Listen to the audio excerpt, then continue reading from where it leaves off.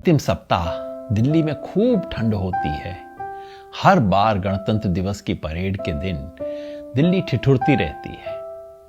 इससे जुड़ा हुआ एक प्रसिद्ध व्यंग है हिंदी में, ठिठुरता हुआ गणतंत्र। लेखक हैं हिंदी के महान साहित्यकार हरिशंकर परसाई।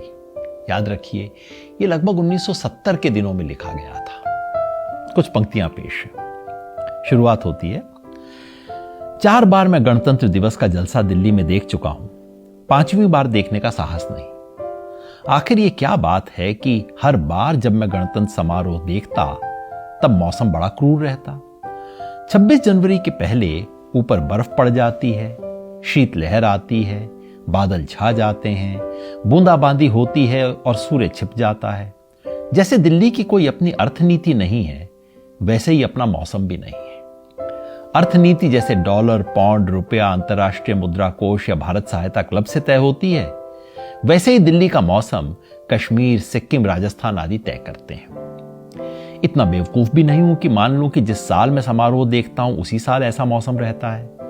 हर साल देखने वाले बताते हैं कि हर दिवस गणतंत्र दिवस पर मौसम ऐसा ही धूपहीन, ठिठुरन वाला होता है। आखिर बात क्या है, रहस्य क्या है? फिर कहते हैं, स्वतंत्रता दिवस भी तो भरी बरसात में होता है। अंग्रेज बड़ा चालाक है, भरी बरसात में स्वतंत्र करके चले गए। उस कपटी प्रेमी की तरह भागे जो प्रेमिका का छाता भी ले जाए। वह बेचारी भीगती बस स्टैंड जाती है तो उसे प्रेमी की नहीं, छाता चोर की याद सताती है। स्वतंत्रता दिवस भीगता है और गणतंत्र दिवस ठिठुरता है।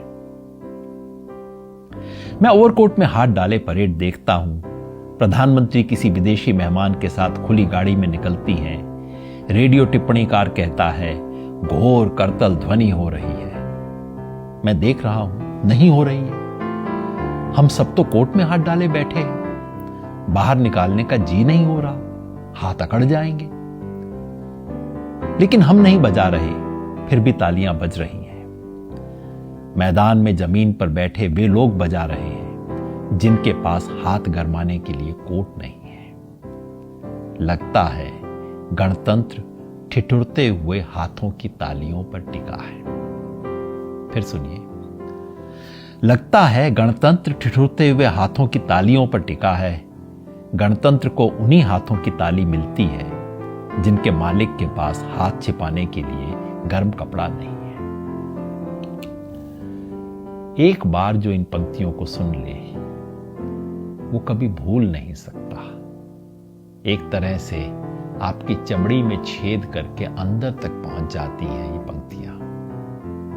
महान साहित्य, महान व्यंग की यही पहचान है। नमस्कार, मैं जगभूषण शर्मा। 76वें गणतंत्र दिवस के संपन्न होने पर आप सबको हार्दिक बधाई, शुभकामनाएं। अब ज़रूरी ये है कि हम समझें कि गणतंत्र दिवस किसके बिना पर हमें मनाया जाता, हम मनाते हैं और हमें मनाना चाहिए। वो है संविधान।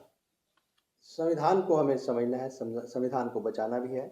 और थोड़ा सा इसकी पृष्ठभूमि पर भी हम चलते हैं कि सबसे पहले ये ठीक है कि डॉक्टर भीमराव अंबेडकर साहब की बहुत अहम भूमिका रही है इसको बनाने में। ये तो कोई उसे नज़रअंदाज नहीं किया जा सकता, ना कोई इसे अस्वीकार करता है।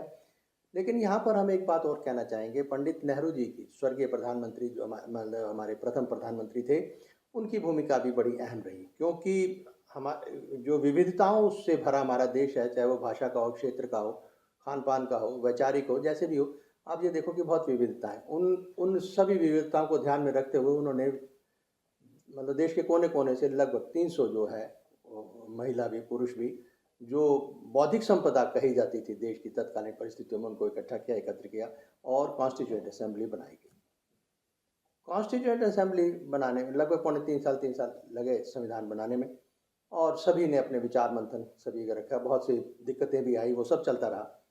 और ऐसे में आखिरकार 26 नवंबर 1949 के दिन हमने ये संविधान तैयार करके आखिरकार उसे अंगीकृत किया, अडॉप्ट किया।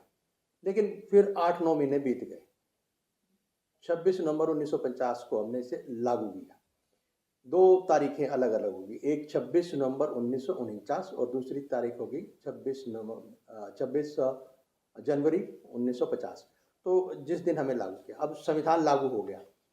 अब जो दूरी हुई 8-9 महीने की जो गैप आया, इसको हम थोड़ा समझ लेते हैं। जैसे हमने आपको बताया, वो मंथन चलता रहा क्योंकि विविधतापूर्ण देश है, तो उन्हीं विविधताओं पर ही चर्चा रही थी। तब जाके उस प्रियम्बल तैयार हुआ। प्रियम्बल की अगर हम बात करें तो हमें प्रियम्बल यहाँ पर समझना बहुत ज़रूरी है हमारे लिए, क्योंकि देश का जो इस संविधान की जो रूह है वो प्रियम्बल ही है। और साथ ही हम ये भी समझेंगे कि किस तरह से जो शुरुआती जो दिक्कतें आई, उसमें ये 12 अनुसूचियाँ इसमें तैयार हुई थी और लगभग 400 आर्टिकल तैयार हुए थे। और उन 400 आर्टिकल्स के साथ 2500 के करीब जो है वो संशोधन भी हुए। और आज 2023 तक अगर हम लागू होने के बाद की बात करते हैं, वो तो तैयार हो रहा था तब की बात बता रहे हैं 2500, लेकिन लागू जब हो चुका 1950 से लेकर और 2023 तक अगर हम बात करें तो जितने संशोधन हुए हैं वो 106 हैं लगभग, अगर मैं गलत नहीं हूँ तो 106 हैं। तो 106 संशोधन तो हो चुके हैं और आगे भी ज़रूरत पड़ेगी तो है। इसमें लचीला है हमारा संविधान, इसमें बहुत सारी और सबके लिए कुछ है। लेकिन दुख तब होता है जब ऐसी आवाज़ें उठती हैं कि संविधान बदल दो या बदला जाएगा या कुछ है, तो ये एक दुखद पहलू है। सोचना सबका काम है, वी दी पीपल। तो हम यहाँ पर थोड़ा सा देश के संविधान की प्रस्तावना को समझना चाहेंगे।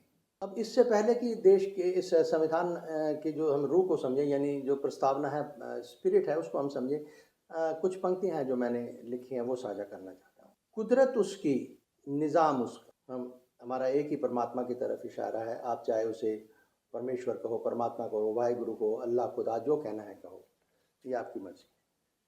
कुदरत उसकी, निज़ाम उसका, उसी का कुल जहाँ है, बहुत दूर जो बैठा अर्श पर, वो एक खुदा है। और सच ये भी है कि सियासत फिरासत उसकी, फर्श के वारास्ता रहबरों से बिल्कुल जुदा है। तो ये पंक्तियाँ जो मुझे थोड़ा मुनासिब लगी, जो मैंने बनाई, वो मैंने आपसे साझा करी। और अब हम रूह को समझते हैं, स्पिरिट को समझते हैं कि प्रियम्बल में क्या कहा गया है। The following is the language of the preamble. We, the people of India, having solemnly resolved to constitute India into sovereign socialist, secular democratic republic and secure to all its citizens justice, social economy and political, liberty of thoughts, expression, belief, faith, worship, equality of status and of opportunity, and to promote among them all fraternity, assuring the dignity of the individual, of the unity and integrity of the nation. In our constituent assembly, this 26th day of November 1949, do hereby adopt an act and give to ourselves this constitution. तो ये हमने 1949 के दिन अंगीकृत किया, adopt किया। 26 जनवरी 1950 को हमने इसको लागू किया। तो ये एक छोटा सा हमने आपको बताया कितनी मेहनत हुई इसको तैयार करने में। ये एक महत्वपूर्ण ग्रंथ है, इसे हमें बचा के रखना है। और अब हम बात करते हैं उस आर्टिकल की जो योगेंद्र यादव जी ने लिखा। और योगेंद्र यादव जी के बारे में सभी जानते हैं कि वो एक समय में आम आदमी पार्टी में भी थे और राजनीतिक विश्लेषक और चिंतक भी हैं। गंभीर प्रवृत्ति के वो पर्सनैलिटी हैं, व्यक्तित्व है। स्वराज इंडिया के सदस्य हैं और साथ ही वो भारत जोड़ो अभियान के जो राष्ट्रीय संयोजक हैं या जो नेशनल कन्वीनर हैं। तो इन्होंने बहुत उस पर बहुत कुछ कहा है और हेडिंग जो है वो rekindling republicanism, let this our day be about more than going through the motions of सरकारी रिचुअल्स। तो कुल मिला के कहना इनका ये है कि ये जो है गणतंत्र दिवस जो है, ये सरकारी जो रीति रिवाज हैं या जो रिवायतें हैं, जो रस्में हैं, ये इसे निभाने से ज़्यादा ज़रूरी ये होगा कि हम गणतंत्र दिवस की भावना को ज़िंदा रखें, समझें और जगाए रखें।